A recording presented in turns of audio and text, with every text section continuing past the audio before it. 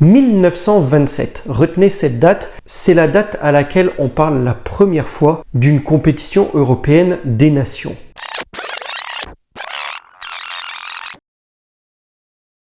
Les amis, nous sommes en plein dans le championnat d'Europe des nations. Qui dit championnat d'Europe des nations dit vidéo dédiée à cette compétition. Et j'avais fait une vidéo il y a de cela quelques années déjà sur l'histoire du championnat d'Europe des nations. Je voulais vous en reparler dans cette vidéo, mais plutôt que de simplement uploader la vidéo d'il y a plusieurs années et qui n'est plus tout à fait à jour et qui n'était pas top non plus au niveau de la qualité, eh bien je voulais retourner cette vidéo. J'ai retrouvé l'ancien script, je l'ai un peu aménagé pour vous tourner une vidéo donc sur l'histoire du championnat d'Europe actualisé, du championnat d'Europe des nations. Et donc c'est la vidéo que je vous propose aujourd'hui. Je vais vous parler de son fondateur, de la date de la première édition, des différents formats, des équipes vainqueurs, bref, de tout ce que vous avez besoin de savoir concernant cette belle compétition. Allez, générique.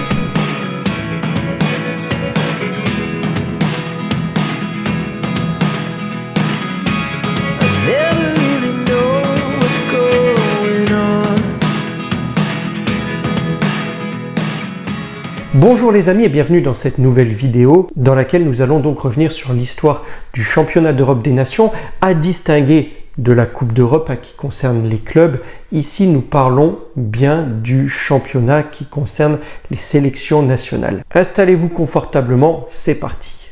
1927, retenez cette date, c'est la date à laquelle on parle la première fois d'une compétition européenne des nations.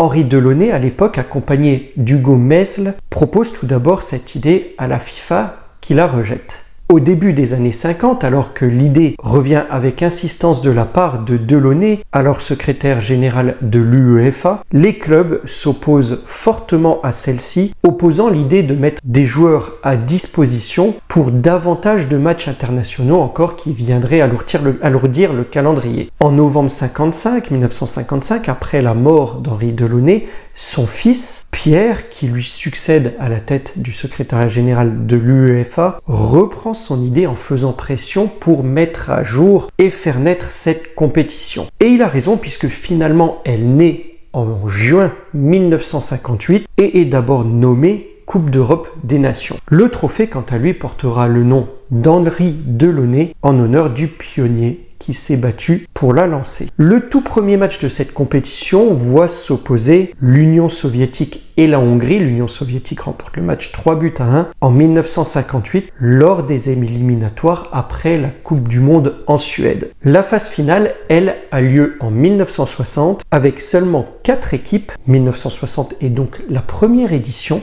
et le premier vainqueur est l'Union soviétique qui bat la Yougoslavie en finale 2-1. La compétition s'est alors déroulée à Paris, en France. En 1966, on introduit une phase de qualification avec des groupes cette fois-ci. Et la Coupe d'Europe des Nations laisse place au Championnat d'Europe des Nations. Après la phase de groupe, il y a des quarts de finale, puis la phase finale qui, elle, se déroule à partir des demi-finales. 1976 est une phase importante pour certains aspects du jeu. En effet, à partir de là, les finales ne se rejoueront plus s'il y a match nul, mais une séance de tir au but départagera les équipes. Et en Yougoslavie, cette année-là, en 1976, eh bien ce sera le cas. De surprenants Tchécoslovaques tiennent tête aux tenants du titre, les Allemands de l'Ouest, et le match se termine sur le score de 2-2. La suite, vous en avez certainement entendu parler puisque c'est la fameuse séance de tir au but avec Panenka qui donne la victoire aux Tchécoslovaques. Et si c'est la première fois que vous entendez parler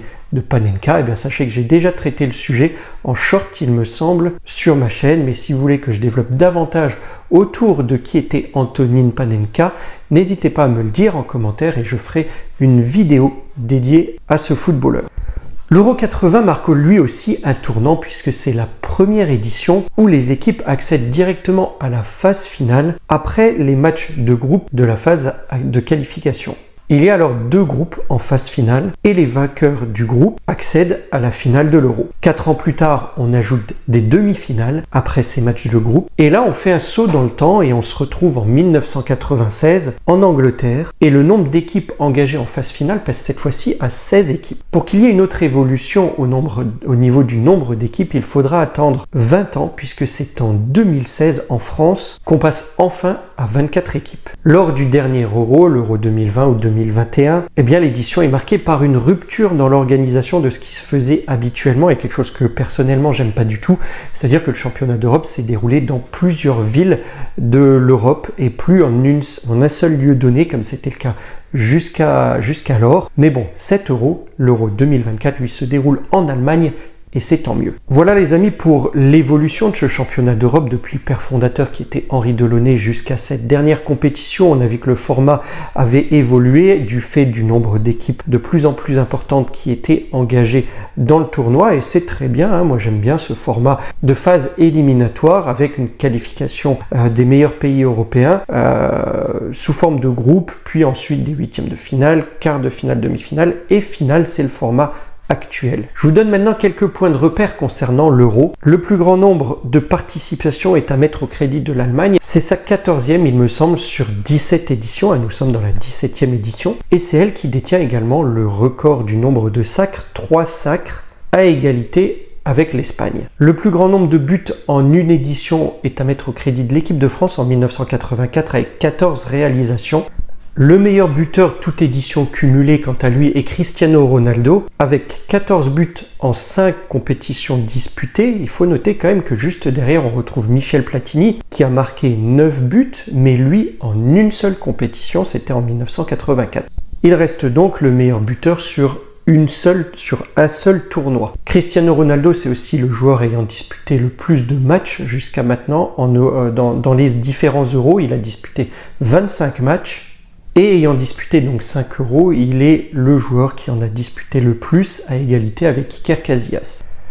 Voilà, nous terminons la vidéo là-dessus, les amis, sur ces quelques éléments statistiques qui viennent compléter l'histoire que je vous ai un petit peu déroulée. Si vous voulez que je m'attarde davantage sur un point ou un autre, n'hésitez pas aussi à me le dire en commentaire. En tous les cas, j'espère que la vidéo vous a plu. Si c'est le cas, n'hésitez pas à mettre un pouce. Encore une fois, ça soutient le travail. Likez, partagez, commentez, mais surtout appréciez. Je vous dis à très vite pour de prochaines vidéos. Portez-vous bien les amis. Au revoir.